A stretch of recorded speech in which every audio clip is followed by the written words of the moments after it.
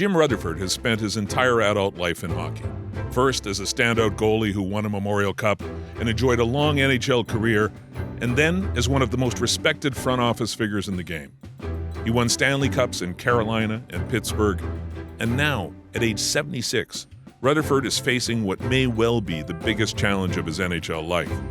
Navigating the Vancouver Canucks through a period of turbulence that has included a player conflict that divided the dressing room and forced an uncomfortable trade, a Jack Adams-winning coach choosing to walk away from a contract extension, and questions about whether the team will be able to keep its best young player. In a hockey market known for its passion, volatility, and cutthroat media, it's been a rough ride this season. A stark contrast to last year, when the Canucks were celebrated as one of the NHL's good news stories, pushing the Oilers to 7 games in the second round, with now departed Rick Tocchet being named Coach of the Year. Through it all, Rutherford has responded with his characteristic mix of calm, good humor, and especially refreshing candor. In a world in which so many executives behave like they're protecting state secrets, he's a relative open book. I sat down with Jim in the President's Club at the Rogers Arena in Vancouver, right in the middle of one of the most stressful periods of his career. By the tone of our conversation, you never would have known it.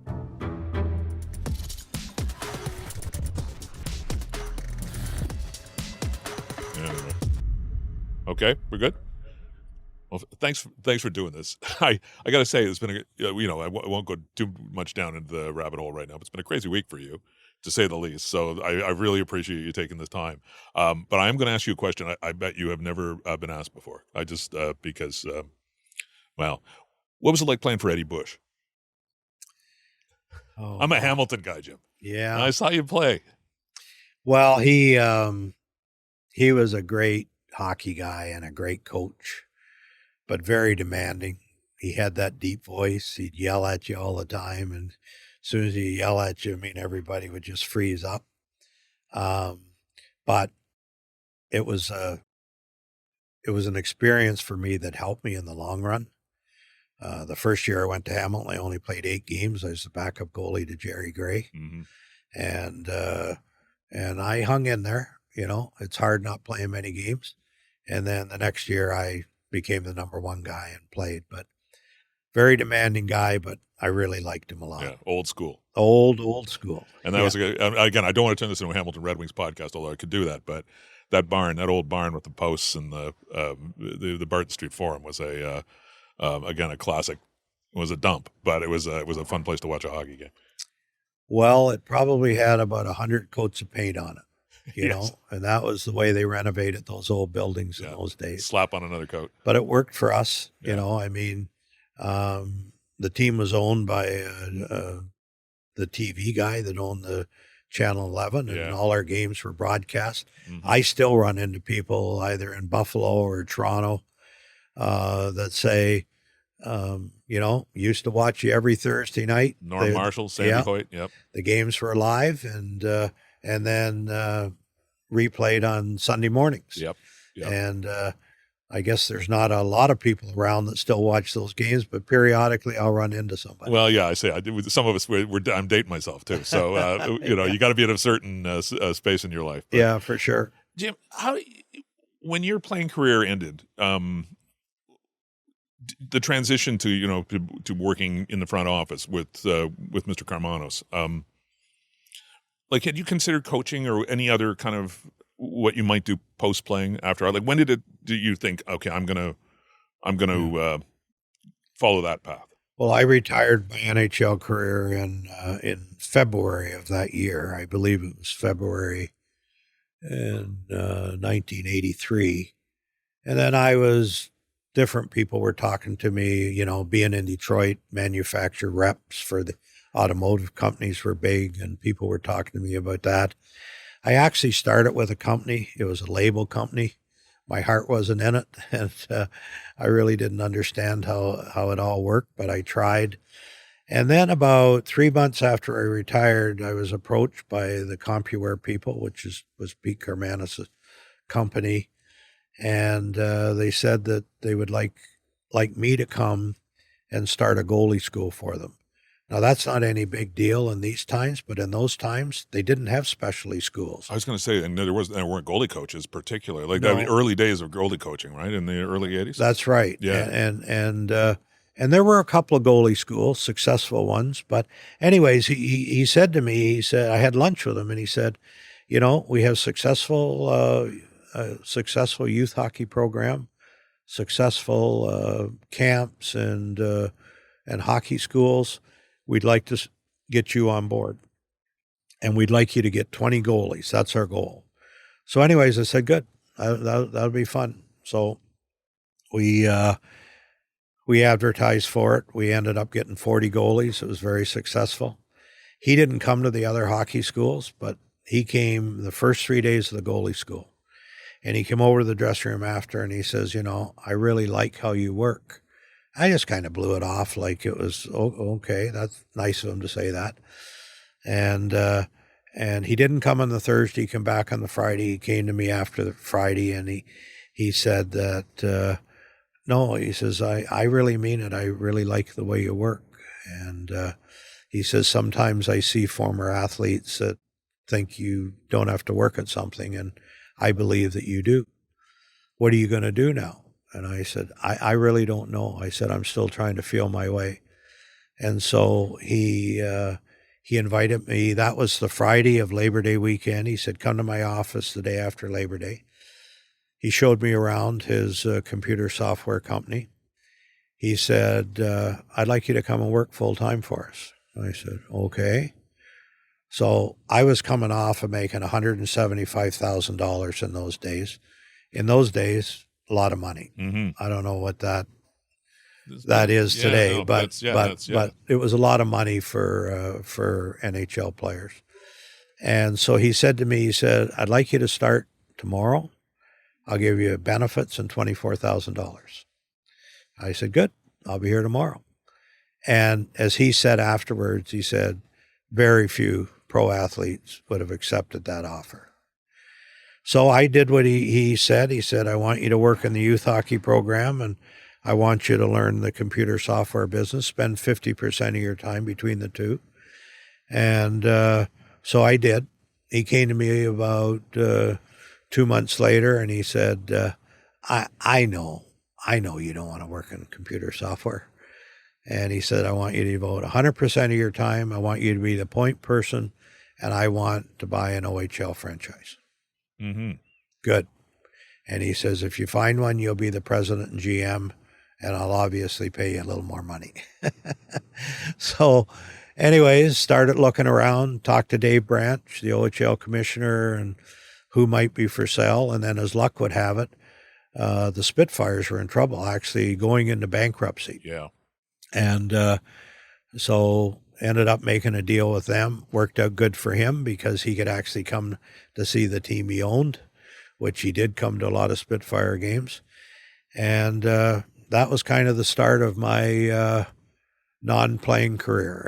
And once we got going with the Spitfires, he said to me every year, he said, you know, I'm going to buy an NHL team, and you're going to run that team when that time comes. So, Jim, what did you learn? Like, what's the learning curve about when you're running a junior team? Obviously, it's different than running an NHL team, but you're basically learning on the job. What were the most important things you learned doing that?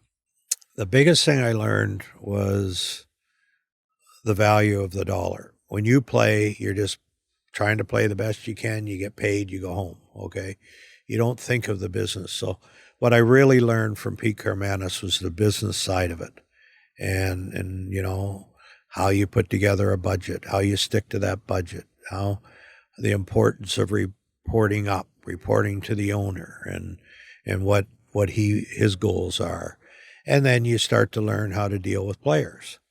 And when you're a player, you don't think about that. When you're a manager, you've got to think about all the players, all the employees. You're dealing sometimes with their personal issues, sometimes with their lack of performance. And it was just a great learning experience. And people come to me, former players, actually a lot of them have over my years. And, you know, how do I go about this? And I always recommend don't be in a hurry to get in the front office in the NHL. There's a learning curve. The more you learn before you get there, the longer you're going to stay. Yeah. And that's my advice to anybody today. And that was, to me, one of the biggest reasons why I've been able to last at the NHL level for 30 years now. Yeah. Well, actually more if you count my playing career. It's almost 45. Yeah. So did you have an app? Did you feel like you had an aptitude for it, or did you just grind it out? Like, did it come naturally to you? That It came natural. I mean, I knew I wanted to stay in the game. I love hockey. It's been my whole life. And when I was playing, I was making mental notes all the time, what different coaches did, what different managers did. I really got an experience in Detroit. I think one year in Detroit we had 4 different coaches, and so I actually learned from franchises that weren't successful as to what I thought they should do, and that's helped me a lot. That's it. So you were like the guy. It's because they talk about like backup catchers become managers in baseball because they spend all that time sitting there watching the game and kind of trying to figure out what's going on and understand it on a level rather than just going out and instinctively playing. So you're the guy that's sitting there going, okay, I'm gonna. Why does this work? Why doesn't this work? Yeah. How do these personalities interact? All of those things. Studying it all the time, and you make that reference to backup catchers like. It's like in hockey now, like you look at how many goalies are still in the game. Yeah. Now, some of them are on the media side and broadcasting that do a terrific job. And then some of them are in scouting or managers or whatever. There's a lot of goalies that have gone on to do that. Yeah, it's true, isn't it? Well, you both in coaching and in the front office, right? Yes, in both those roles. for sure. You're absolutely. And is that you think that's is that all that time spent watching the play, kind of understanding stuff on the ice? Like I think so. With the goalie brain, like how does that work? I think so. And also whether you're a backup goalie or a number one goalie, you're not playing every game. Okay. So you have those times where you're going through times where you're not playing, or whether you're playing every other game, that you can be a lot more observant compared to if you're playing on every game. Yeah. I want to ask you a little bit about kind of the the managing up, managing down aspect of the jobs you've held. You have an owner. You have 3 very distinct owners that you've worked for in 3 different organizations, obviously. Yeah. So you're working up, for your owner, and you're also dealing with your general manager, dealing with your coach, dealing with hockey ops, and dealing with the business people in the organization as well. Like it's kind of a unique spot to be in, where you, again, tuned into kind of day-to-day hockey stuff, but also bottom line, looking at the books, making sure the owner's getting a return on his investment, all of those things. Yeah. Can you kind of explain how you do that to some degree? Well, I get asked this question: what's the hardest part of being a general manager in the NHL or a president? And I can answer that very quickly. It's managing up. And as soon as I say that, everybody's like, they all get nervous. Like, but I say that respectfully. I don't say that in a negative way. But the most important person is the person you report to, and certainly the person that is responsible, especially if there's losses, that they have to write checks. Yeah. And so they have to be well aware of what's going on. So managing up is the most important thing. I think just the communication. I have not had an owner that's interfered with my hockey decisions. I get it when they ask certain questions, where they're coming from, and I'll answer those, but they don't press it. They haven't pressed me on it, and I'm very thankful for that. But I've had great owners. Like I owe Pete Kermanis a lot. He's the guy that gave me the start. We took on some tough situations. We went into Hartford when they were losing $1 million a month, and quite frankly, sold the team to him almost in a way that they set it up to leave town. They didn't have those restraints that I would have thought they would have had on. And then we moved to Carolina. They didn't even know we were coming. We moved the team there in 5 months and didn't have a rink to play in for 2 years, had to play 70 miles away in Greensboro. It was tough. Yeah, no hockey culture there at all at that point, right? And so we didn't have big revenues, so we had to run things on a tight budget. And so I've had some great experiences. And then, after Carolina, I was really at the point where I felt that I'd had enough. And it was a matter of within a week that I got a call from Pittsburgh and say, would you be interested in coming here? I said, well, if you hadn't got that call, what would you have done? It's hard to say because I may have gotten other calls where I had to change my mind. But were you done like saying, okay, done with the business, like done with the sport, or just that? It was definitely time for a change in Carolina. Yeah. Like I gave my heart and soul to it there, but it became tougher. Ronnie Francis was working with me. He was ready to go. It was the perfect time to transition. And so it was really more just, I was okay if that was the end of my hockey career, but it was time to step back. And then Pittsburgh called and I said, I don't have time to think about it. I remember I was sitting on the porch and I went in the house and I told my wife, I said, I'm going to Pittsburgh tomorrow. She said, Pittsburgh? Why would you do that? I said, well, they want to talk to me about working there. And she was like really surprised, but she's very supportive. I'm very fortunate. You have to have a special kind of person that understands the ups and downs of the professional sports. And I'm fortunate that I have a wife that does that. Mm-hmm. And so she said, okay, good luck. Let me know. What was who called you from the Penguins? David Morehouse. Yeah. Okay. So I went there the next day. Ron Burkle was in the meeting, Mario Lemieux and David Morehouse. And they talked about where they were at, what they want. And the interview was very easy for me because it wasn't like I needed a job. And when you don't need a job, you can be much more relaxed and you can sit there and say, if they want me to come, fine. And if they don't want me to come, fine. So that meeting went very well. Said, yeah, it was a few days and they were talking to other people and whatnot. And then they called and said, we're offering the job to you. And I said, okay, I just want to talk to my family. I already knew what they were going to say. Called them back and said, yeah, I said, I'll come for 2 or 3 years. Yeah. I think that'd be good. And that's what you said, and you said that publicly too, right? This is a transitional thing. And, And so I ended up staying 7 years. They treated me great, had a great working relationship. Mario was more the guy that talked to me on the hockey side, but never pressed me for anything. He'd ask me at times, about certain things, and I'd give him the answer, and that was kind of it, And when I got hired there, it was late in the off season, and the teams that were looking for coaches had hired them. And so I hired Mike Johnson, who I have a lot of respect for, a great hockey guy. Mm-hmm. But Pittsburgh is a whole different makeup of how you have to do things. And I would say some people think it's really easy because you have all those good players. It's led by Sidney Crosby.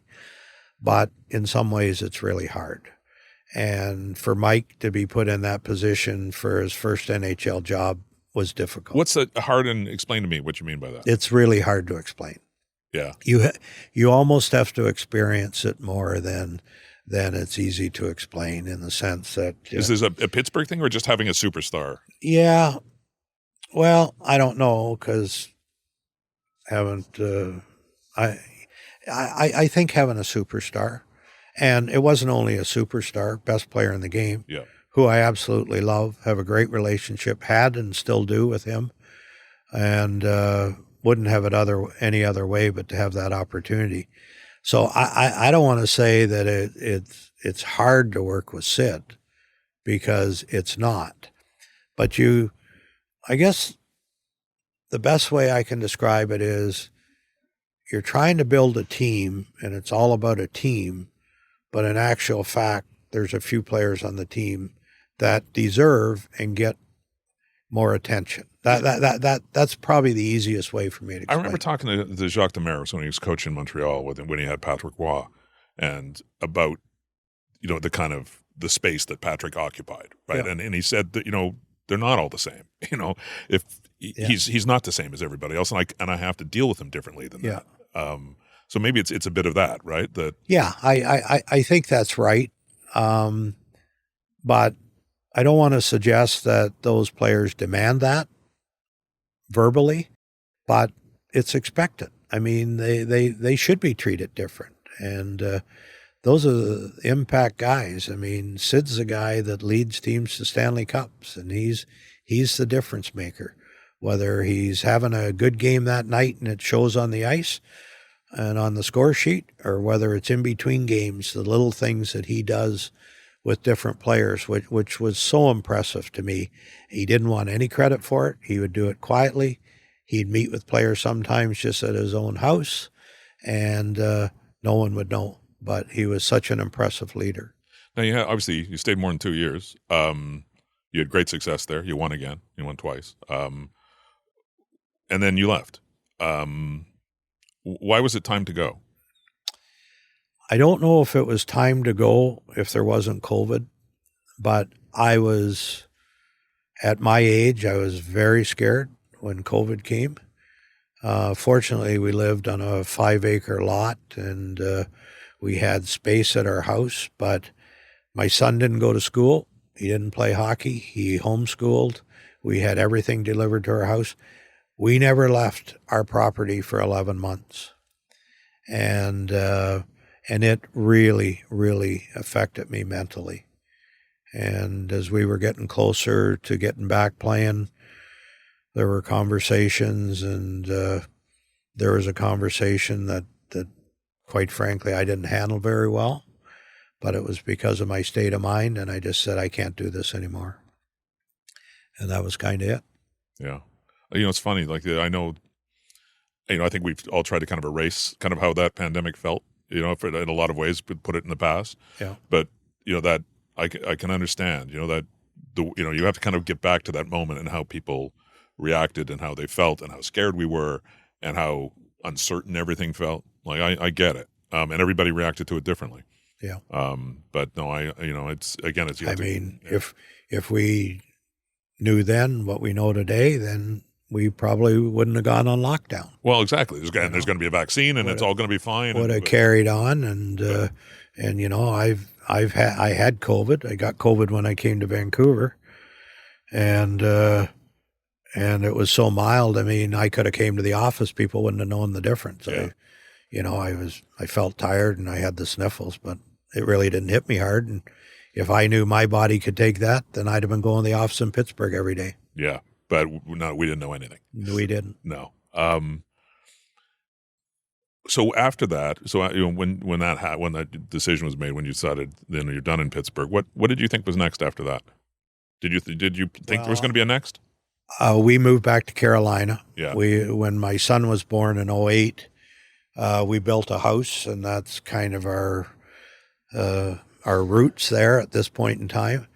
And my daughter lived there, so I wanted to get back closer to her. And so we sold our house in Pittsburgh and moved right away. And so we spent a year in Carolina, but definitely felt that my hockey days were done. And I was getting the odd call from people. Didn't seem too excited about getting back in. And then I hired Neil Glassberg as an agent, because one of the things that was bothering me, not that I felt I needed an agent, but one of the things that was bothering me, there were rumors out there about, actually one of the rumors was that I wasn't going to be going to Vancouver because I demanded $5 million a year for 5 years. And I hadn't even talked to Vancouver. Okay.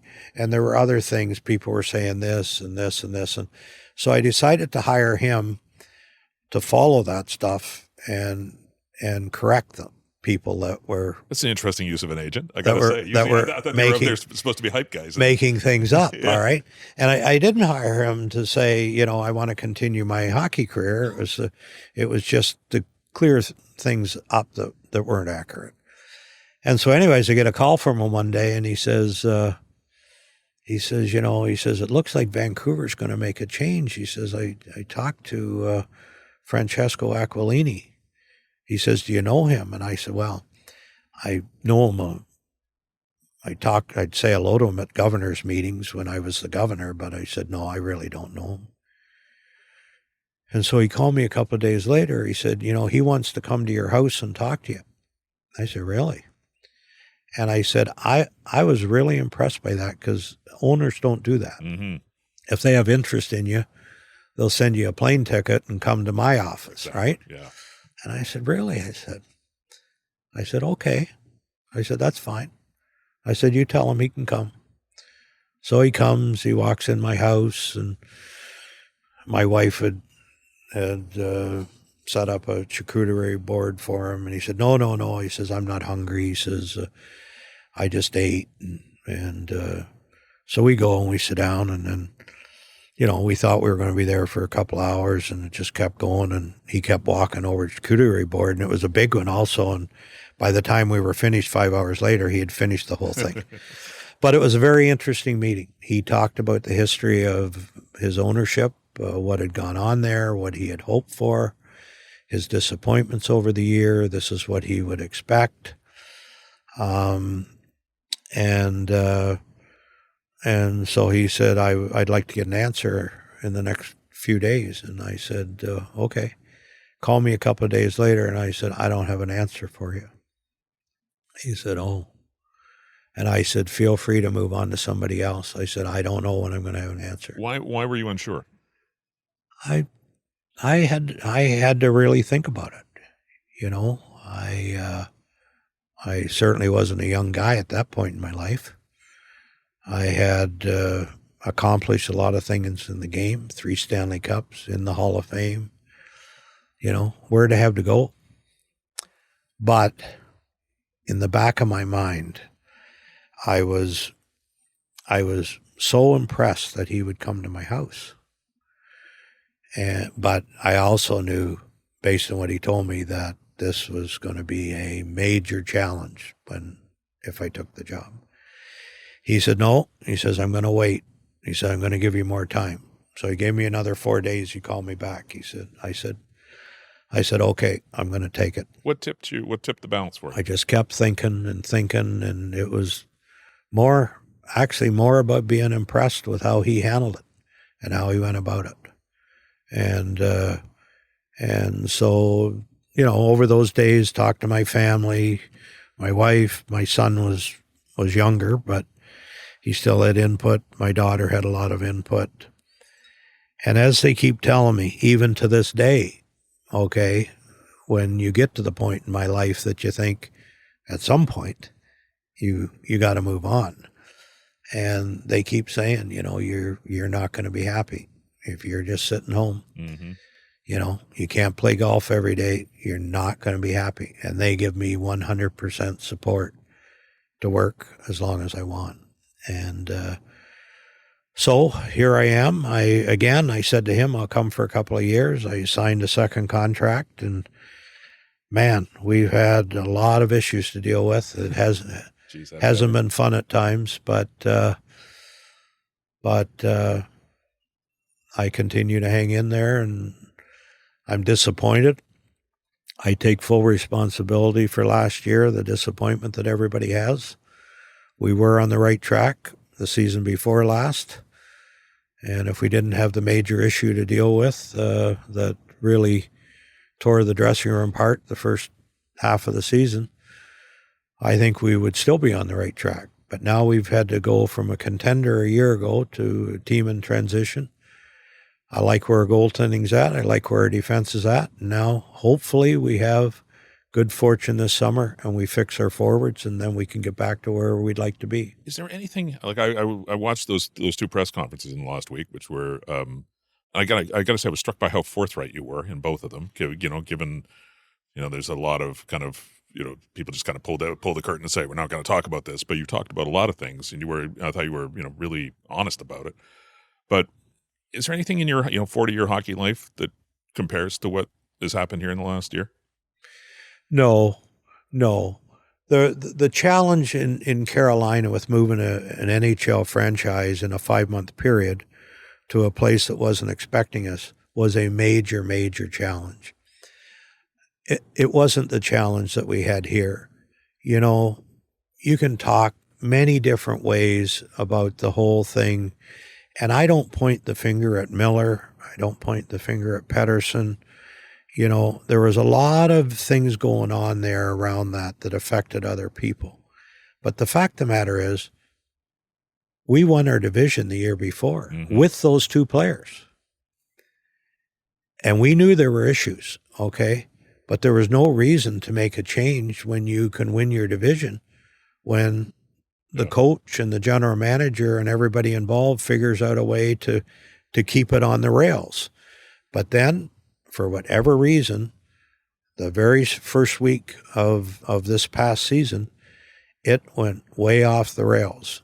And everybody worked hard on it, and it got to the point that we all knew that something had to change. Yeah, you must have been in dressing rooms where guys didn't get along. Oh, yeah. And, and I know teams have won championships where, one guy didn't speak to another guy. Like it would surprise fans, I think, sometimes that, because I think there's that sense that it's a team and everybody's together but they're human, right? Yeah. Like, but this one seems to be, this was one that couldn't be overcome. I think the biggest difference is, and we have lots of examples of great players that didn't get along with each other, that were very strong personalities in different sports, right? Yeah. But in this case, these are two personalities that are totally at the opposite spectrum of the spectrum, right? And that's why it was hard. I think they both understood they'd like to make it work, but with the personalities being so different, you could never get them to come halfway. You could for about a week, and then it would break again. It's like not being it's not like being not like a hockey situation. It's like being a marriage counselor is what it sounds like. That's what was required. But it does again. The fact that the fact you've talked about it in a pretty forthright way. Because you don't have, you didn't have to, right? You could have. No, but it's the way I've been my whole life. I try to give people as much information as I can. Sometimes I do cross the line and go a little too far, but that's the way I am. I just try to be honest. So, what at this stage, life and career, and again, I'm, not that I'm kind of in the same ballpark as you are. I, don't have my, I'm kind of deciding. As you say, you can't play golf every day, you can't go fishing every day. But I like what I do for a living. I like to work. I want to keep working. But and I kind of know what gets me up in the morning. Like what it is. What gets you up in the morning? Well, what wakes me up are the two dogs. I got one of those too. So yeah, I'm with you there. That's the first reason why I get up. But I'm driven by a challenge. Like people say to me, boy, and I don't mean now, certainly not these days, but over the course of my manager's career, you have a really fun job. But I never had a fun job as a manager, but I'm driven by the fun of the challenge. And there's always a challenge. My wife used to, when I first married my wife, she used to ask me that same question you just asked me. What are you going to do today? And on my way to the office. And I said, I don't know, but I'll guarantee you by noon I'll have 3 challenges. There will be something to deal with. And really that's part of my job now. Not as much now as president, because the general manager does the day-to-day stuff. But as a general manager, you always have challenges. But now I'm there to support all these people. I give the direction of the franchise. Here's the direction. Here's where we want to get to it. Here's our goals. And how are we going to do that? Listen to all their ideas. Okay? And then I'm there for them. And basically the main people are the heads of departments that I help out. And the 2 main heads of departments are the head coach and the general manager. But I'm there, and I always have been for people. People come to me with their personal problems. They come to me with their work problems. and I like doing that. Yeah. What's it like doing that in a place? And again, I know Pittsburgh's a really good hockey town. Great hockey town. Carolina, you kind of had invented the hockey town there, but it's got a core audience. This is a particular space, though, this in Vancouver. And I've, talked to people over the years who worked here, played here and worked here. It is a very passionate, very, very passionate hockey market. I think a unique hockey market in a lot of ways. And as this stuff plays out that you've been dealing with lately, like it plays here in a very specific way. Like people are, incredibly engaged, in the fate of this team and what's going to happen. What's it like being kind of at the center of that? Well, I feel a lot of responsibility. As you said, I was in Hartford. It was a good hockey market. That was already established. I was in Carolina, helped build that franchise to a certain point, and now they're at the point where they're very successful. I was in Pittsburgh, which is a phenomenal sports town. Mm-hmm. I loved it there. And then you come to Canada, where hockey is everything. And you said the right word, okay? You have to respect the passion of these people in British Columbia.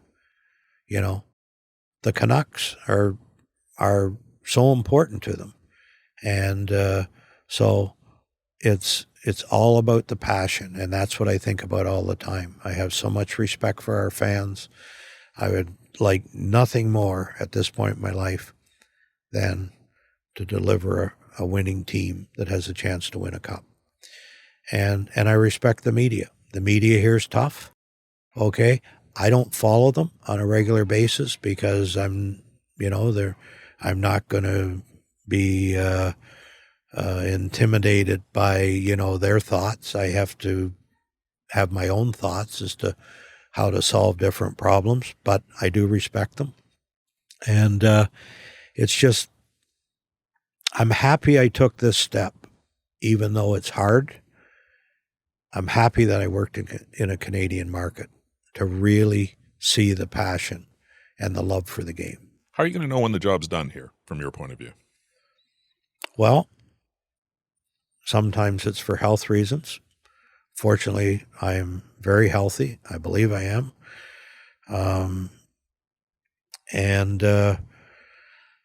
It may just get to the point where I realize that I don't have enough to offer to help a team win. That may be a decision. It may get to the point that I just don't have the energy to do it anymore. And the owner has every right to come and tell me today that he doesn't want me, and if he did that, there'd be no hard feelings. I've had a great run, but I have a job to do here, and I'd like to complete it. Jim, thanks for doing this. We are here in the middle of a crazy stretch for you. I can't tell you how much I appreciate you taking the time. It's been a real pleasure, and and we did get to talk Hamilton Red Wings, which I appreciate that too. A lot of good memories for me there in my hometown. So, yeah. Thanks, Jim. I appreciate it. Man. Thank you. Yeah, thanks.